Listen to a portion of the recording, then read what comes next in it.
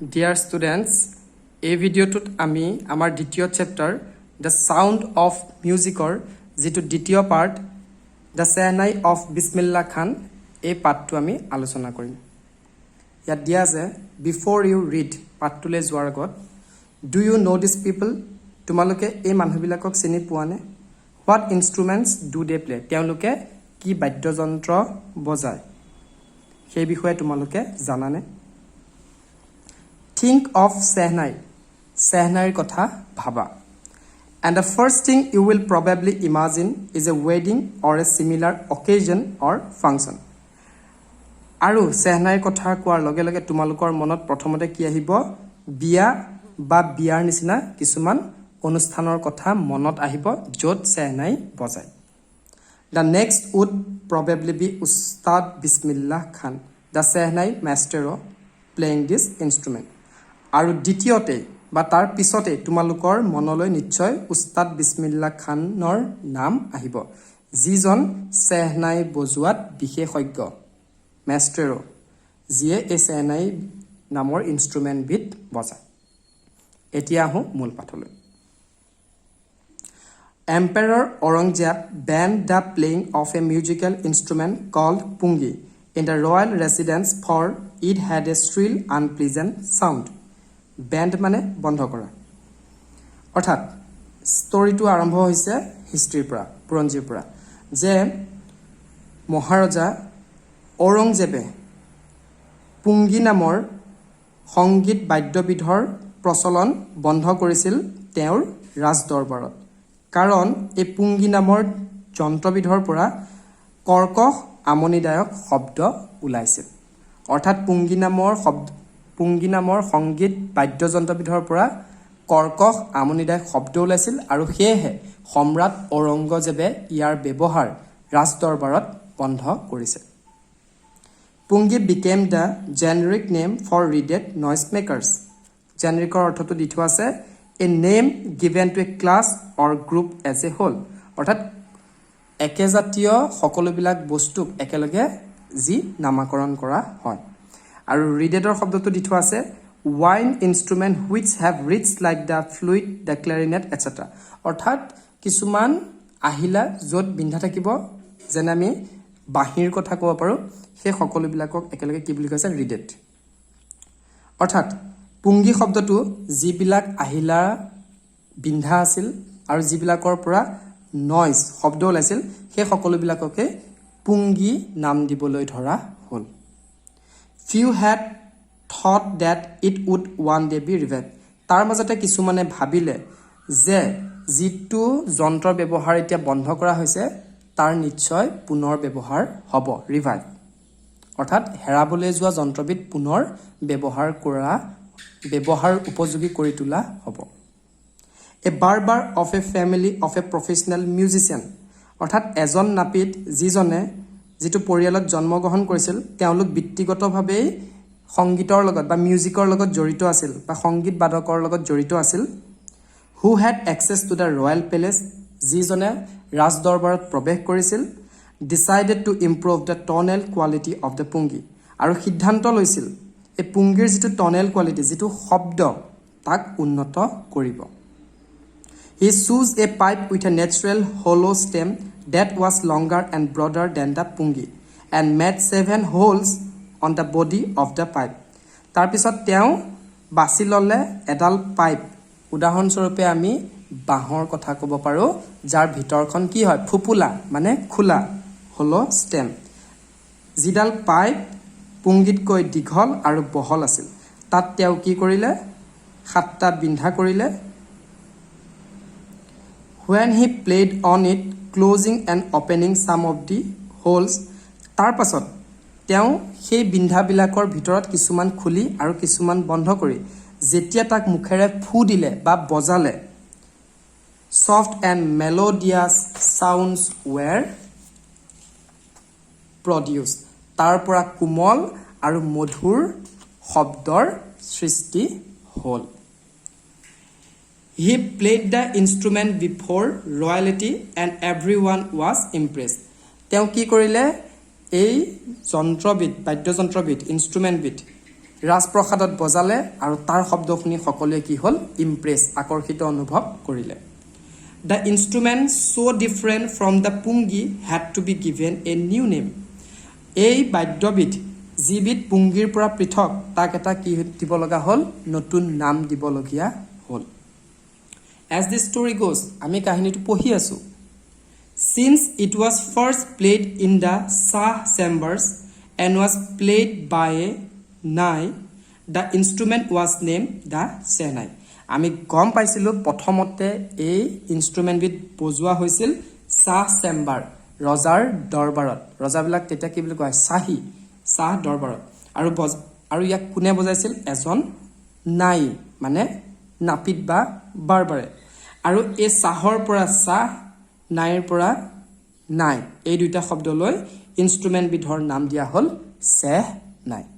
গতিকে ছাত্ৰ ছাত্ৰীসকল তোমালোকে চেহনাইৰ বুৰঞ্জীটো কি বুজি পালা এটো হৈছে পুংগি আৰু তাৰ যেটো মডিফিকেশন চেঞ্জ কৰি থাক এটো চেহনাইৰ ৰূপত প্ৰস্তুত কৰা হ'ল The sound of the Shehnai began to be considered auspicious. Auspicious or অৰ্থ দি থোৱা আছে promising to bring good fortune. অৰ্থাৎ তাৰ চেহনাইটো বজালে কি হ'ব তাৰ পৰা শব্দ ওলাব আৰু সেই শব্দটো কি বুলি ধৰাব মংগলৰ কাৰণে মাংগলিক The sound of the Shehnai began to be considered auspicious. অৰ্থাৎ চেহনাইৰ যেটো শব্দ তাক শুভ বা মংগল বুলি ধৰা হ'ল And for this reason it is still played in temples and is an indispensable component of any North Indian wedding. Indispensable অৰ্থ দি থোৱা আছে without which a piece of work cannot be done. অৰ্থাৎ যাক indispensable অৰ্থ হৈছে যাক এৰি কোনো কাম কৰা নহয় আৰু তেতিয়াৰ পৰা আৰু সেই কাৰণে এই চেহনাই নামৰ বাদ্যযন্ত্ৰবিধ মন্দিৰ আৰু উত্তৰ ভাৰতৰ বিয়াবিলাকত বজোৱা হ'ল আৰু যাক এই অনুষ্ঠানবিলাকত এক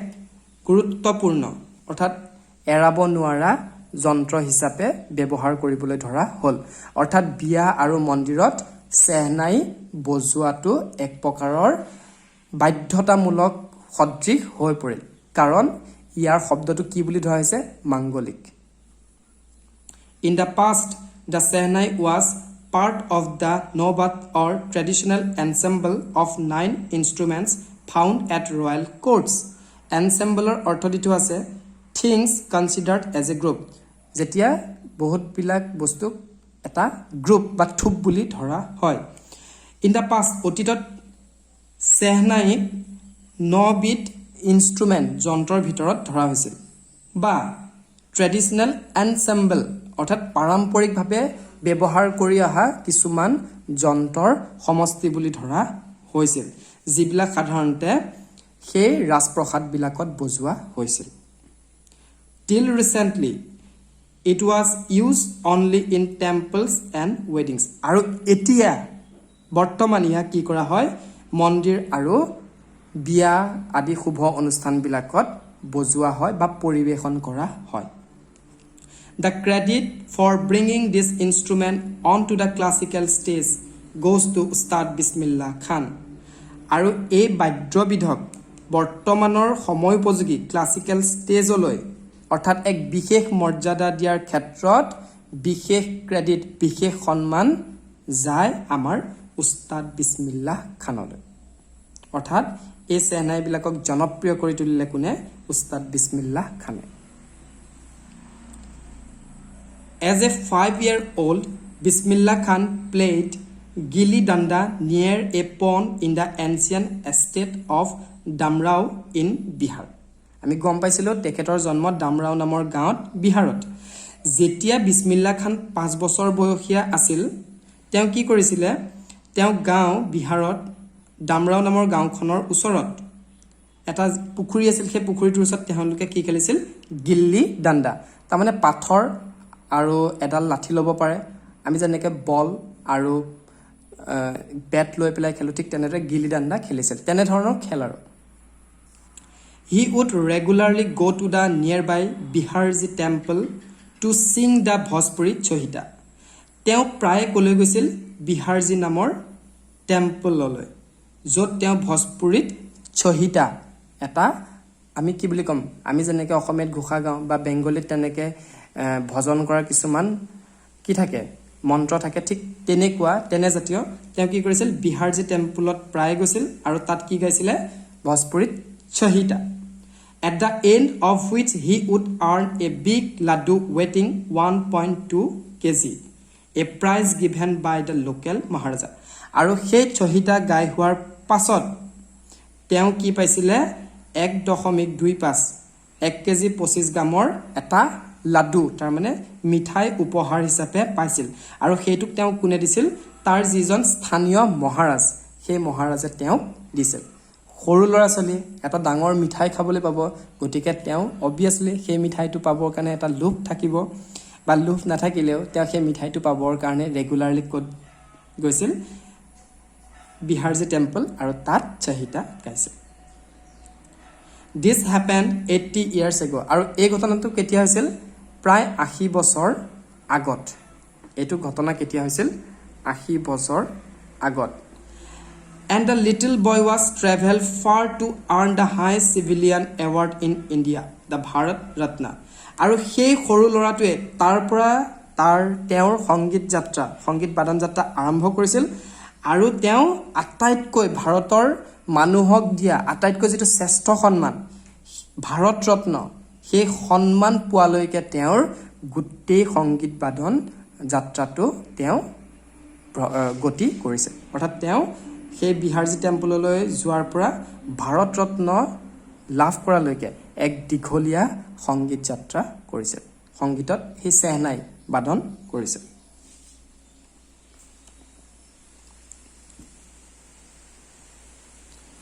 Born on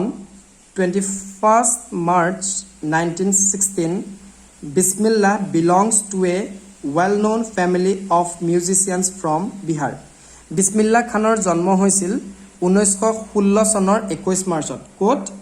বিহাৰৰ এটা প্ৰখ্যাত সংগীতৰ লগত যি শব্দ দিয়া হয় মিউজিক দিয়া হয় তেনে মিউজিকৰ লগত জড়িত এটা পৰিয়ালত 1916 চনত his grandfather তেওঁৰ ককা দেউতাক ৰাছেল বাক্স খান was the Sehnai Nawab of the Bhojpur Kings Court অৰ্থাৎ তেওঁৰ ককা দেউতাক ৰাছেল বাক্স খান আছিল সেই জেগাৰ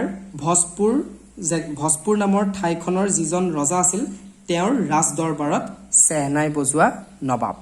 অৰ্থাৎ মূল ব্যক্তি his father Pegambar Baks and other paternal ancestors were also great Sehnai players and paternal ancestor অৰ্থ দিয়া আছে ancestor of the fathers অৰ্থাৎ দেউতাকৰ আগত যি সকল তেওঁলোকৰ আত্মীয় কুটুম আছিল তেওঁলোকৰ কথা আছে দেউতাকৰ পৰিয়ালৰ অৰ্থাৎ বিসমিল্লাহ খানৰ দেউতাক আৰু তেওঁৰ দেউতাকৰ যিবিলাক বংশীয় কুটুম্ব আগৰ আছিল সকলোৱে সুন্দৰকৈ সেহনাই বজাব জানিছিল তেতিয়া হলে মৰমৰ ছাত্ৰ ছাত্ৰীসকল আজি আমি এই সৰু ভিডিওটোত ইমানখিনিলৈকে পঢ়িছো ইয়াৰ পিছৰ ভিডিওটোত আমি পৰৱৰ্তী অংশখিনি পঢ়িম ধন্যবাদ